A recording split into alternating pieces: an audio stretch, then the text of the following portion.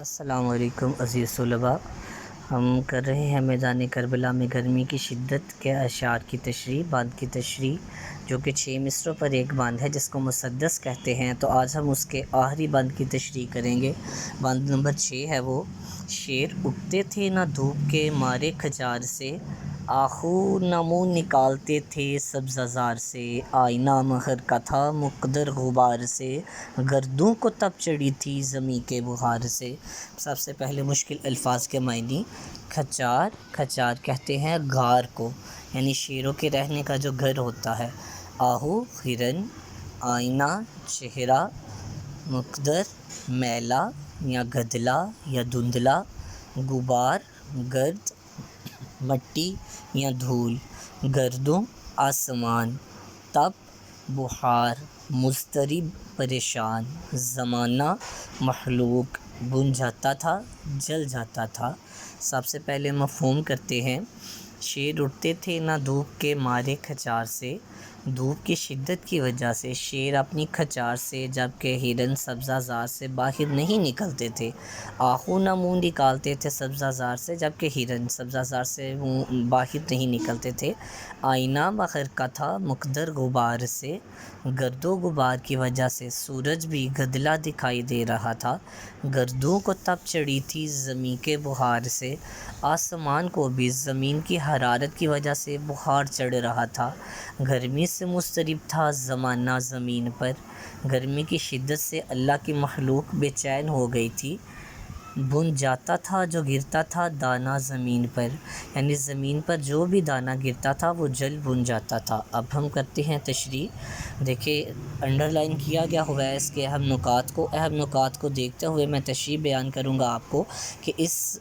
بند کے اندر میر انیس نے بہت مبالغہ آرائی سے کام لیا ہے اور ان مصروں کو شعر کے بہت ہی اچھے طریقے سے بیان کیا ہے، جس میں سارا تشبیہ استعمال کی گئی ہوئی ہے۔ ہم اس بند کو دیکھتے ہیں کہ شاعر میر انیس بند کے پہلے مصرعے میں بیان کرتے ہیں کہ میدان کربلا کے اندر گرمی کی شدت اور دھوپ کی شدت اس قدر زیادہ تھی کہ شیر جو ہر وقت شکار کے لیے دائیں بائیں مارا اور ادھر ادھر پھرتا رہتا ہے، وہ بھی اپنے شکار نہیں کر رہا تھا اور گرمی کی شدت کی وجہ سے اپنے گھر اپنی کھچار کے اندر ہی چھپا ہوا تھا، وہاں سے نکل نہیں تھا رہا کہ باہر گرمی کی شدت اس قدر زیادہ ہے، جبکہ اندر اس کو اتنی گرمی لگ رہی تھی تو وہ باہر آنے سے بھی گھبرا رہا تھا، اور وہ دھوپ کے مارے یعنی دھوپ کی شدت کی وجہ سے باہر ہی نہیں تھا نکل رہا۔ اور ہرن جو ہر وقت سبزہ زاروں میں پھرتے رہتے ہیں، گھومتے ہیں جھوم کر، اور وہ بھی اس دن گرمی کی وجہ سے سبزہ زار میں کوئی بھی ہرن نہیں نظر آ رہا تھا، نہ ان کے سر نہ ان کا منہ، یعنی ہرن وہاں پر موجود ہی نظر نہیں آ رہے تھے۔ تو جو وہاں پر گرد و غبار گرمی کی وجہ سے، سورج کی حرارت کی وجہ سے تھی، شدت کی تپش کی وجہ سے، تو سورج بھی اس طرح لگ رہا تھا جیسے کہ وہ ایک دھندلا دکھائی دے رہا ہو، گرد و غبار تھی اس تپش، اس حرارت، اس گرمی کی وجہ سے کہ اس میں سورج کو بھی دیکھنا جو تھا وہ اس طرح تھا کہ جیسے ایک دھندلا سا دکھائی دے اور وہ مکمل طور پر نظر ہی نہیں تھا آ رہا، اس کی حرارت اور تپش اس قدر تیز تھی کہ دیکھنے والے اس کو دیکھ ہی نہیں پا رہے تھے، اور اس کی تپش کی وجہ سے آسمان کو بھی ایسے محسوس ہو رہا تھا جیسے بخار چڑھ گیا ہو، جیسے اس کو بھی حرارت ہو گئی ہو اور اس پر بھی یہ گرمی کی شدت اور حرارت اثر کر گئی ہو، اور گرمی کی شدت کی وجہ سے وہاں پر جو موجود اللہ تعالیٰ کی مخلوق تھی، جو خلقت وہاں پر موجود تھی، ان کو بھی بے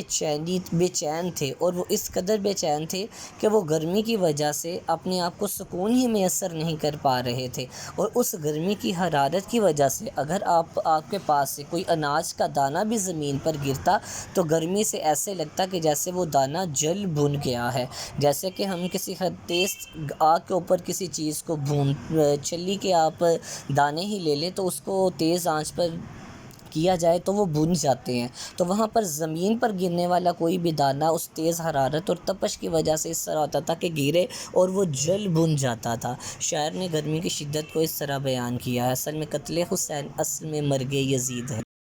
قتل حسین اصل میں مرگ یزید ہے،